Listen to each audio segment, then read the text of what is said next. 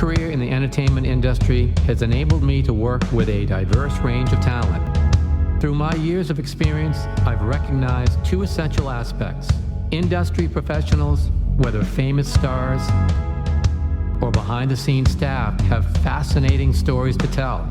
Secondly, audiences are eager to listen to these stories, which offer a glimpse into their lives and the evolution of their life stories. This podcast aims to share these narratives, providing information on how they evolved into their chosen career. We will delve into their journey to stardom, discuss their struggles and successes, and hear from people who helped them achieve their goals. Get ready for intriguing behind-the-scenes stories and insights into the fascinating world of entertainment. Hi, I'm Tony Mantor. Welcome to Almost Live Nashville.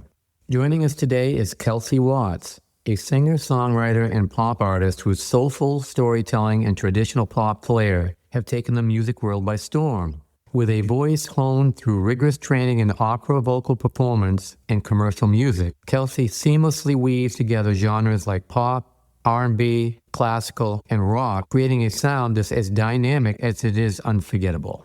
Now she's commanding the Broadway stage as the heartfelt Jane Seymour in the electrifying Six, the musical, bringing her signature emotional depth and vocal to the role. Today, she joins us to share her inspiring journey from the heart of Texas to Nashville to the bright lights of Broadway, the release of her powerful new single, and her passionate advocacy for mental health awareness.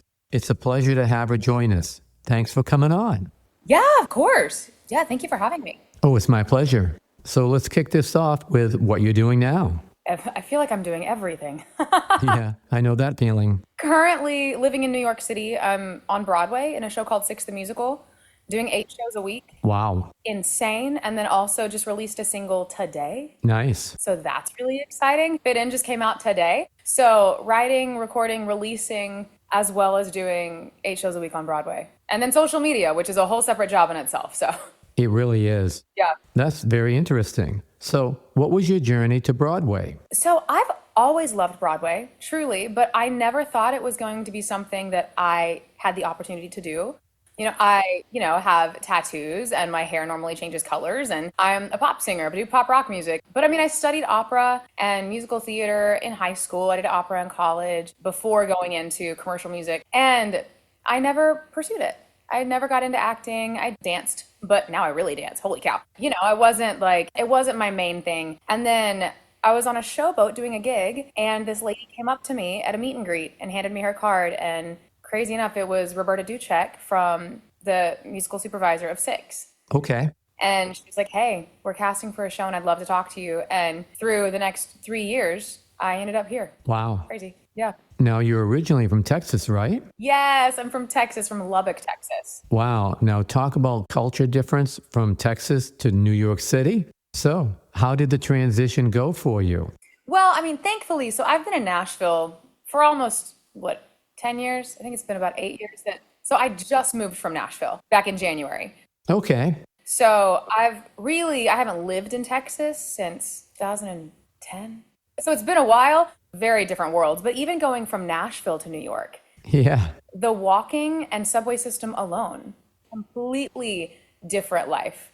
I will say though, I love Nashville and it's a lovely place. We bought a house in Nashville, but I love the busyness and the hustle and the bustle of the city. And me being a pop artist and doing, pop rock music, it makes so much sense. Yeah. The vibe and the access and things that I'm doing here, it just makes a lot of sense for me to be here. Yeah, there's nothing like New York City. It's the coolest place. I'm constantly in awe that I'm even here. Yeah, absolutely. I get it. I've traveled all across the country, Dallas, LA, New York, all the big cities. But New York has its own vibe for sure. It really is. When they say it's the city that never sleeps, they're not wrong. There is always traffic. There's always something happening. I never thought I wouldn't be driving, but we sold both cars and I was like, there's no reason to have a car here. This is wild. So it's been an adventure. Okay, so you were in Nashville. Mm-hmm. You were doing what you was doing there. Yeah. Now you're doing acting, music, and everything you're doing on Broadway. How have you seen yourself evolve And have you surprised yourself in your evolution? Yes, I have surprised myself. I didn't know I could do it. So I really dove into acting and dancing, like actually really like diving into it when it was after my first audition for Six in 2021. They asked me to come audition, and I auditioned in Chicago and then made it to New York, and then I got cut. And I was like, why? What happened? And I've never done musical theater professionally, so I didn't know the process. And I emailed Peter Van Dam, the casting director, and was like, hey, what can I do better? What would have made this better? And he said, have you ever acted before? I said, nope, I have not.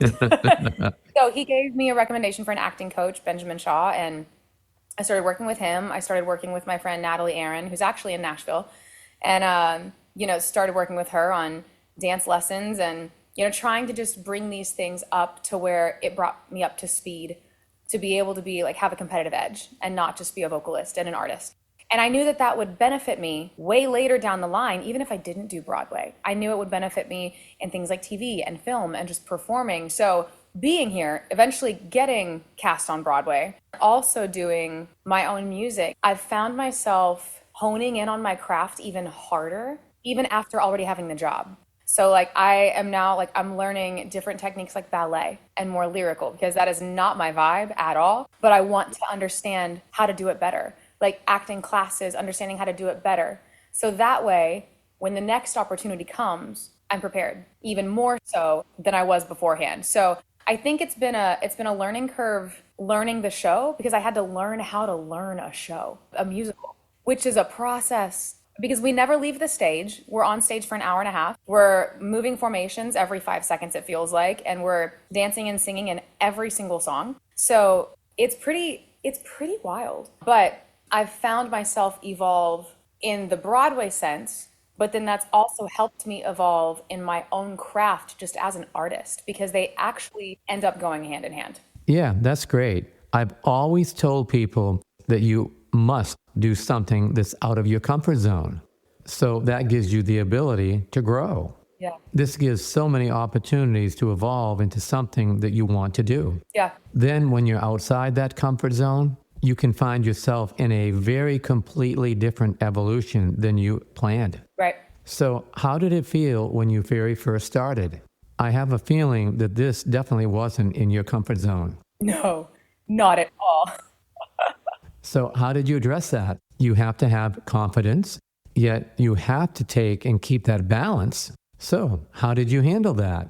So I remember the first day of rehearsal that we actually worked on acting. Because you want me to sing, I can sing. You want me to dance, I can dance. I know I'm comfortable enough in both of those things to be like, all right, I got this. But in acting, because that's by far the newest thing for me, I don't have the most amount of confidence in that.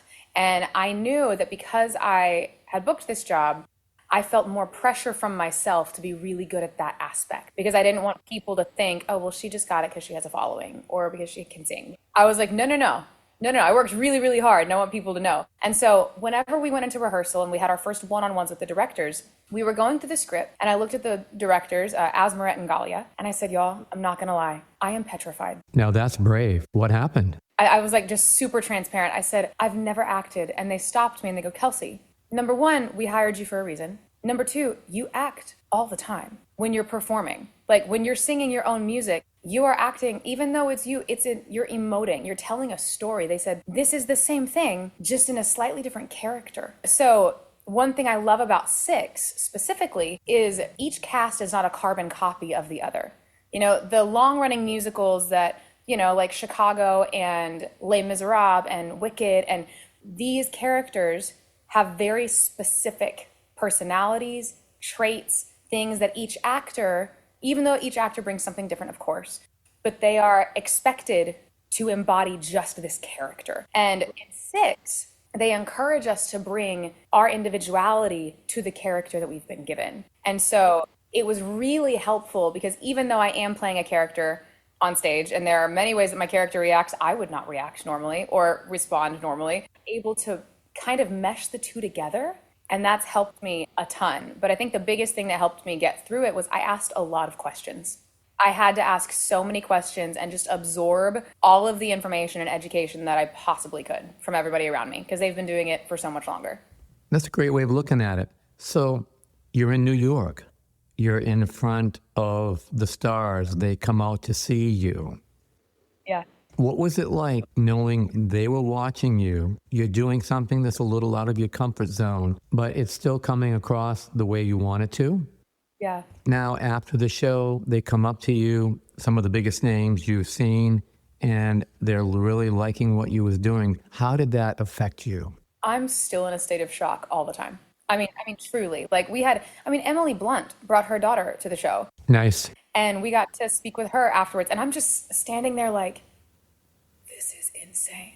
Where am I? I mean, I have pinch me moments constantly Sure. because it's not that they're not, just normal human beings, but their accomplishments and they're so accomplished and so talented, and I respect their work so much that to receive a compliment from somebody like that, you're just like, wow, this is crazy. And so I'm honestly just so blessed to be where I am, and I walk into that stage every day, and even if I'm exhausted, I just kind of walk up there and I'm like, wow, this is real life. How wild. Yeah, and you had Celine Dion make a comment as well. Oh my God.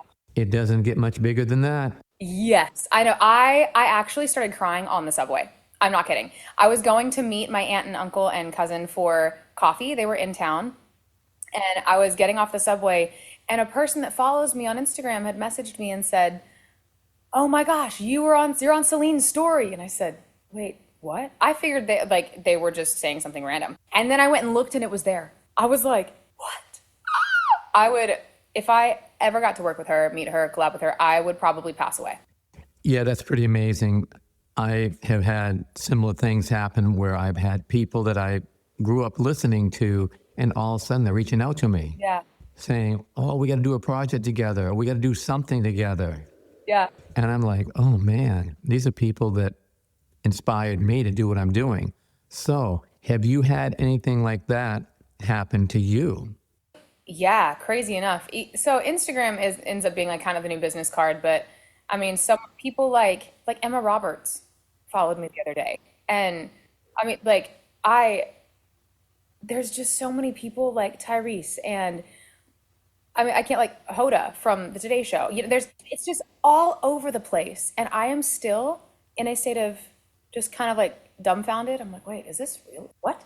So social media has really been a gift because it's allowed me to share my music and my voice in a platform where people that are incredibly successful and incredibly talented have been able to see it, and it just opens up a lot of doors, which is really cool.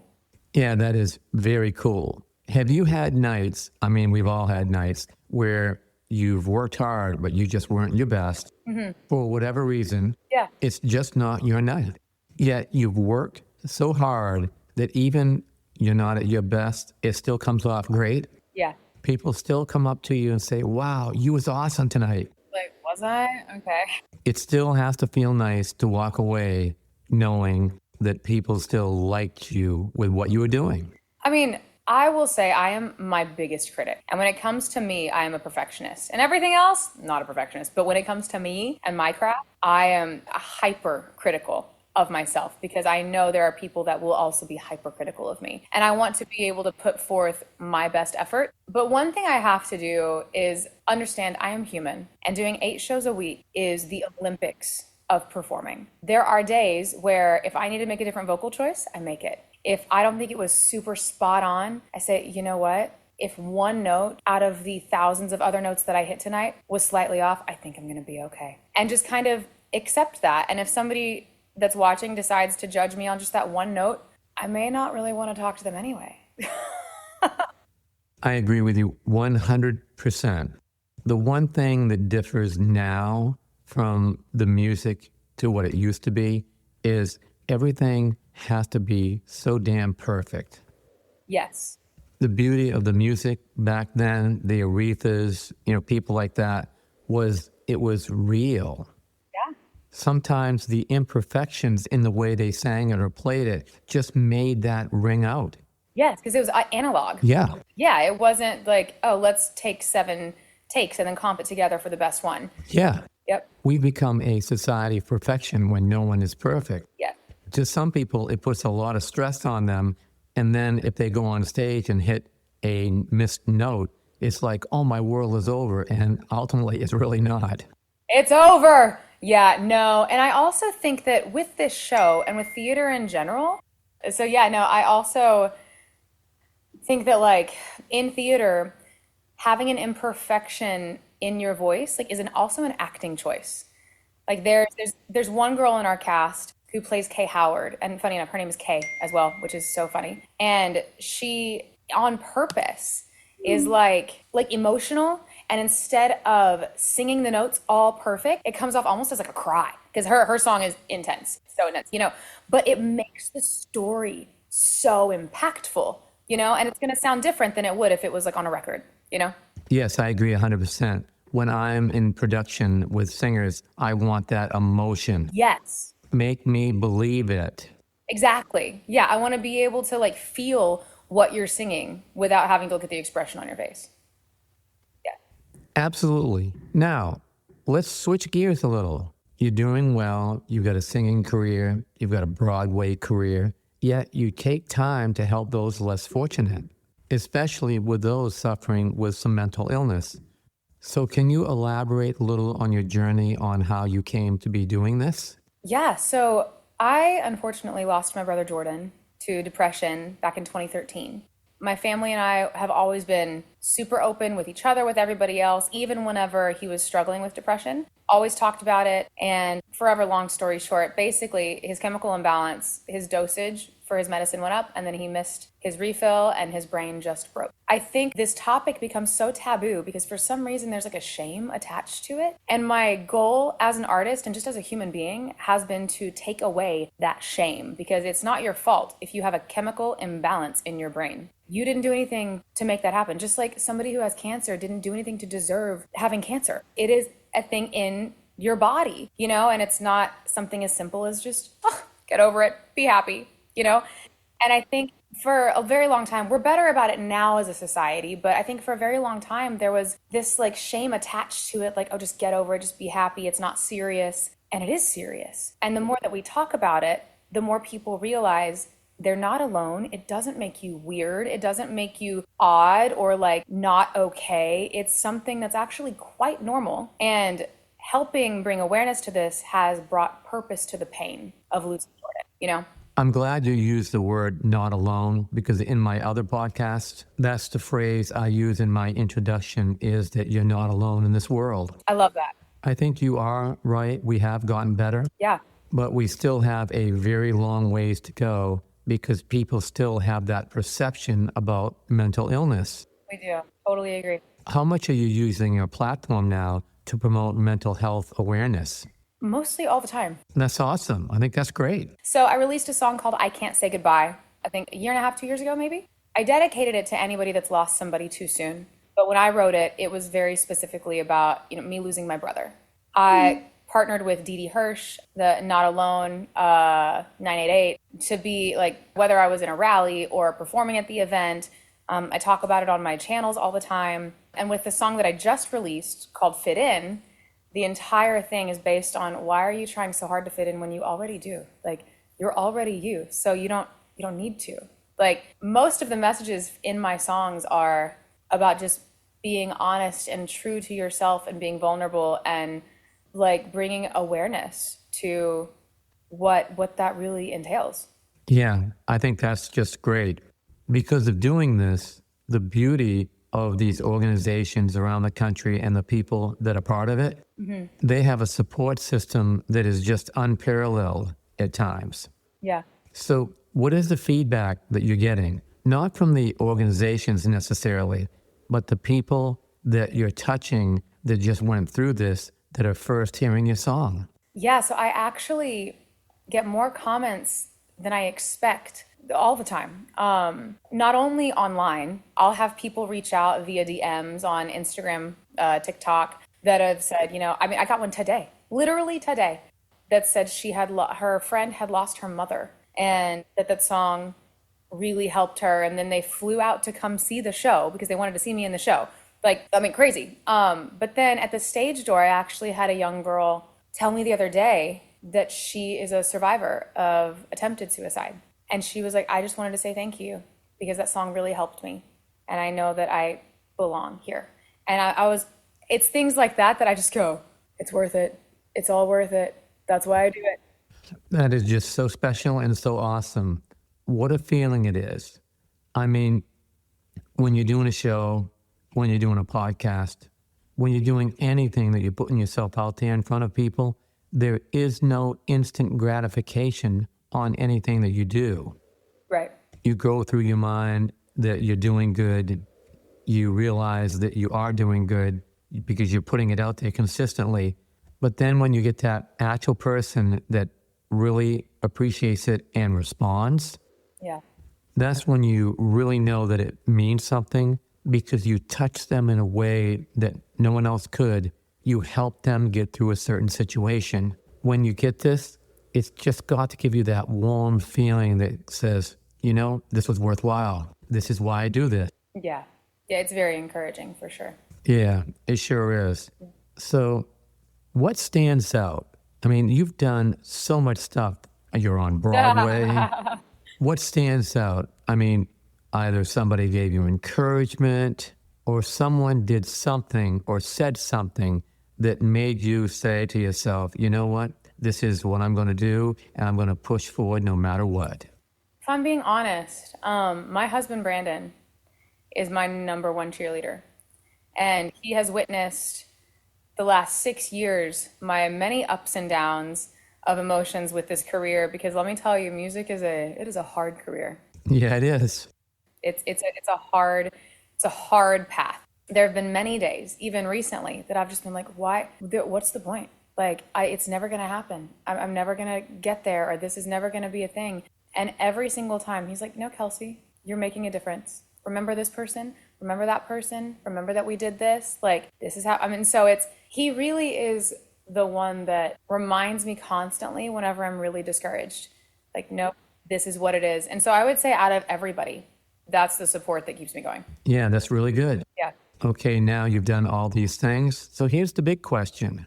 What's on the bucket list? Ooh. What are the things that you still want to accomplish and what you're still striving for? Yeah. Oh, so many things. So many things. I would love, in the world that I'm in now on Broadway, I would love to originate a role on Broadway. I think that would be really cool. But as far as an artist, I want to sell out arenas. I want to do my own tour, give other artists the opportunity to open and be on a tour with me, like just really allow that opportunity for other people as well. So I would say first and foremost is to do my own tour. I would love to collab with somebody like Jelly Roll.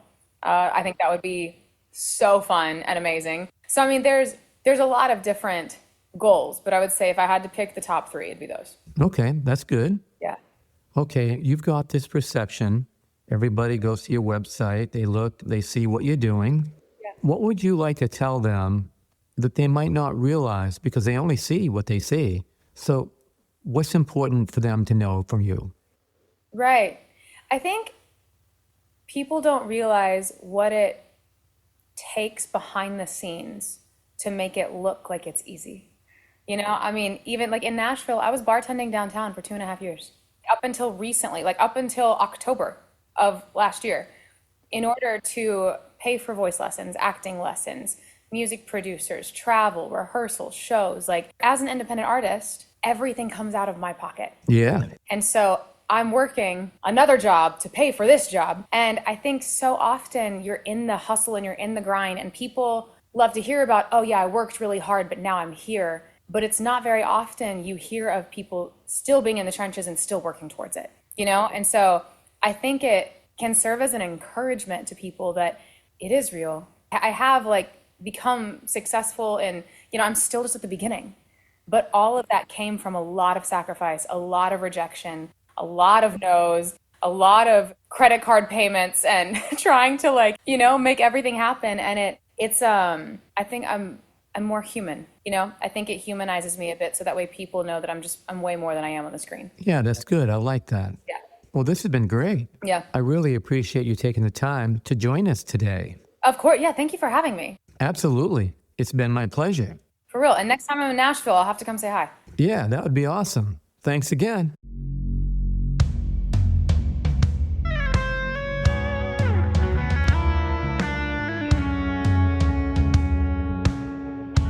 Thanks for joining us today.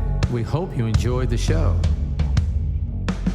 This has been a Tony Mantor production. For more information, contact media@plateaumusic.com.